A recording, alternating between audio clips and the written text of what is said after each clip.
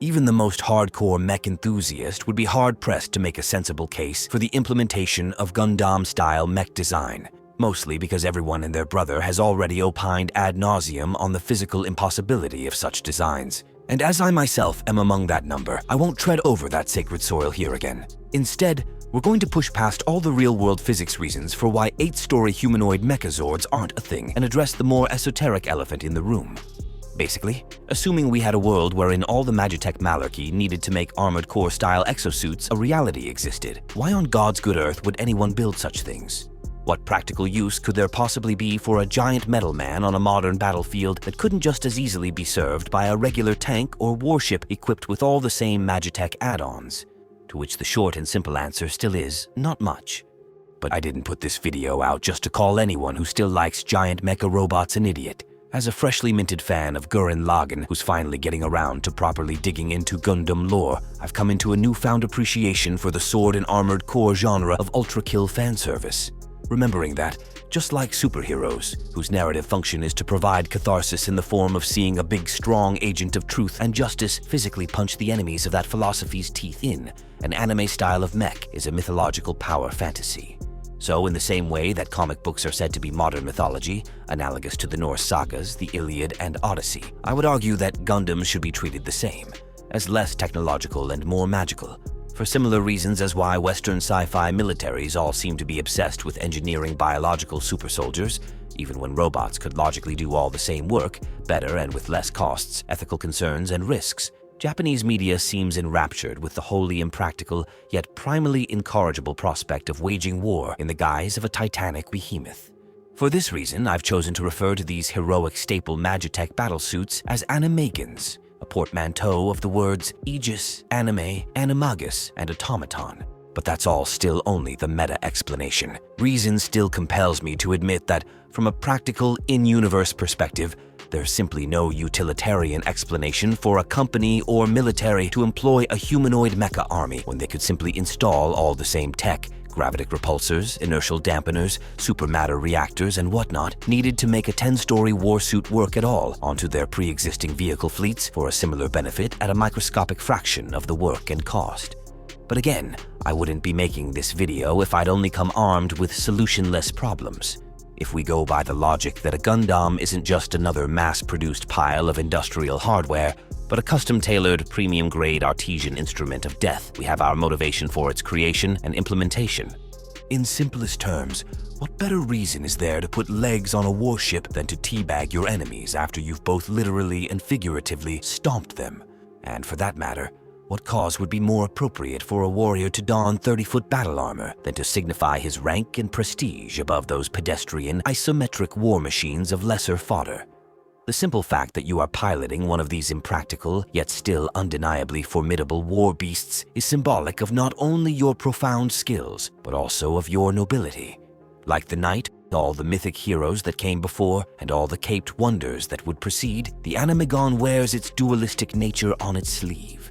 Much like the samurai, of whom the concept most heavily arises, were just as capable of wearing both the honorable paragon and the duplicitous backstabber coats as any modern soldier, the mecha pilot proudly flashes his heraldic colors, loudly daring his opponents to come on after him if they've got the stones. Of course, this could just as easily be a ninja-esque ruse. Fun fact, the kanji, the symbol for the first part of the word ninja, nin, which itself means to endure, conceal, or to hold back, is a composition of two subparts. The top part, yaiba, means blade, while the bottom, kokoro, means heart. But again, all romantic digressions aside, I must reiterate, business is not war. The battlefield is not a dance floor. As anyone even vaguely familiar with the art of organized warfare will know, the greatest benefactor in battle is efficiency, not honor. So what then is the critical factor? What makes a piloted mech unique among all other wartime assets? Quite simply, it is their soul. Now, before you write this part off as overly simplistic and sappy metaphysical dog water, I'd ask you once again to just hear me out. In other videos, I've outlined my own personal theory on the concept of the soul. To paraphrase those in as few words as possible, what sets the human animal apart from both a chimpanzee and an AI? The most common answer is that a human can recognize themselves as a cognizant entity, both in space and in time. but newer research suggests that both chimps and even more recent large language models possess some limited capability in this regard. So that's not our missing piece.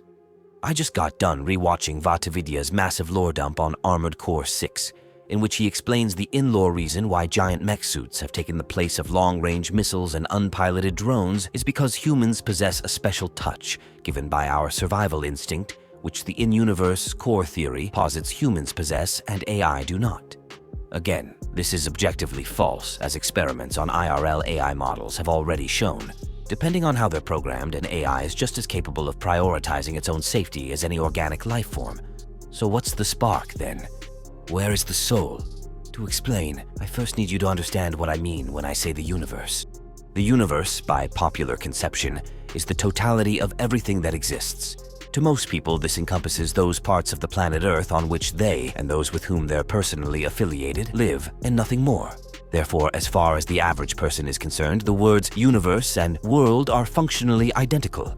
However, to the enlightened viewer, the universe is set apart from the world in that it is apathetic to its own existence, as well as utterly incapable of responding to or caring for the lives of those who participate in its entropic cavalcade.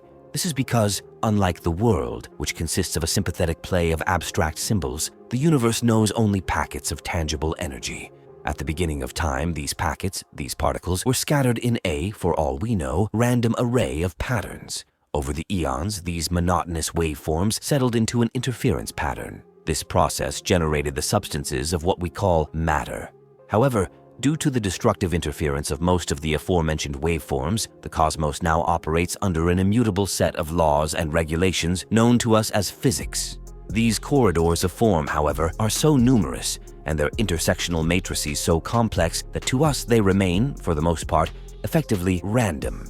And as it is this random complex of form which produced us, our species, our ancestries, our genes, and our brains, it stands to reason that our souls, which are the unique product of physics and metaphysics alchemically fused in the furnace of life, should also be the final seed of this cosmic evolutionary tree. In other words, we humans are the functionally random products of the most advanced system imaginable.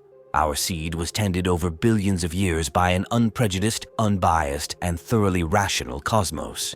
Whereas AI, in its current form at least, is little more than the disposable tool of a soulless, simple-minded animal whose only higher principle is making the big numbers on a screen go up. But that all still doesn't answer the burning question you most likely clicked on this video to hear me answer. What unique performance quirks could a more complex being bring to the combat front? After all, did I not say earlier that efficiency is the flower of battle? And is not complexity anathema to efficiency? Well, yes I did, and yes it is.